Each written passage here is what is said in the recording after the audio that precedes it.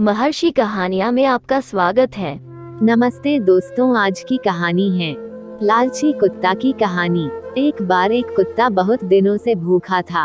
वह भोजन की तलाश में इधर से उधर घूम रहा था, परंतु उसे भोजन का एक दाना भी नसीब नहीं हुआ।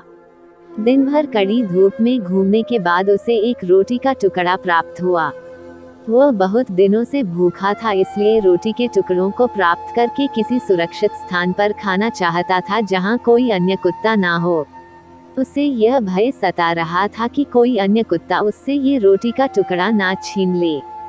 यदि कोई उससे आज ये रोटी का टुकड़ा छीन लेता है तो उसे कल की तरह रात्रि में भूखा सोना पड़ेगा।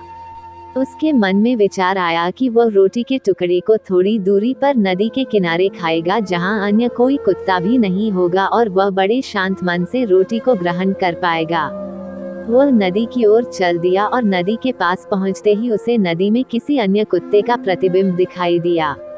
असल में ये प्रतिबिंब तो उसका खुद का था, परंतु वह इसे न पहचान सका। प्रतिबिंब को देखते ही उसने सोचा कि यदि मैं इस कुत्ते से रोटी का टुकड़ा छीन लूं तो मेरे पास 2 रोटी हो जाएंगी और भूख भी पूरी तरीके से खत्म हो जाएगी। इसके बाद वह अपने ही प्रतिबिंब को डराने के लिए जोर से भौंकने लगा। जैसे ही वह भौंका, उसके मुंह से रोटी का टुकड़ा नदी में गिर गया। नदी का तेज बहाव होने की वजह से वह टुकड़ा पल भर में उसकी पहुंच से बहुत दूर चला गया। रोटी के टुकड़े के गिरते ही उसे समझ आ चुका था कि नदी में कोई अन्य कुत्ता नहीं था, बल्कि उसका ही प्रतिबिंब उसने देखा था।